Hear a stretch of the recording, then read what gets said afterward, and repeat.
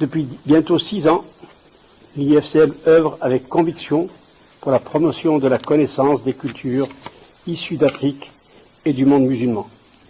Nous nous engageons avec constance à faire dialoguer les cultures, à créer des passerelles entre les civilisations et à rappeler humblement, mais fermement, que la diversité qui compose notre pays est une richesse à faire vivre et à transmettre. L'exposition que nous découvrons ce soir s'inscrit pleinement dans cette démarche.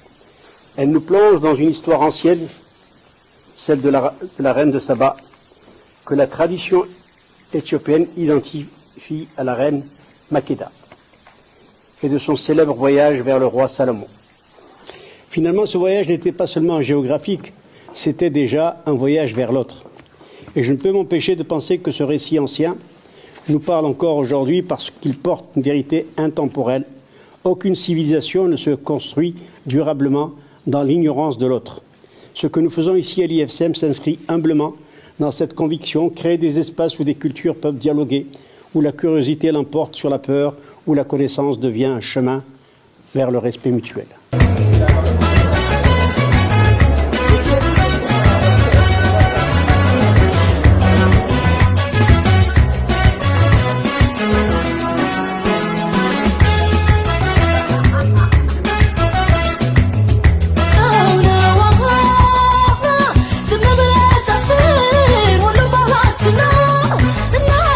Alors l'impression est plus que bonne puisque grâce à cette exposition, on a découvert la culture éthiopienne grâce au récit de la reine de Saba qui est forcément donc biblique et lié à l'histoire de Salomon.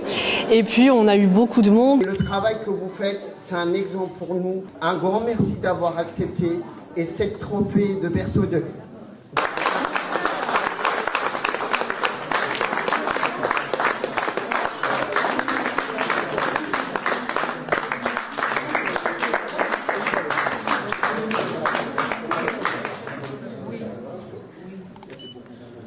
C'est un lieu sur lequel on s'est battu pendant 25 ans.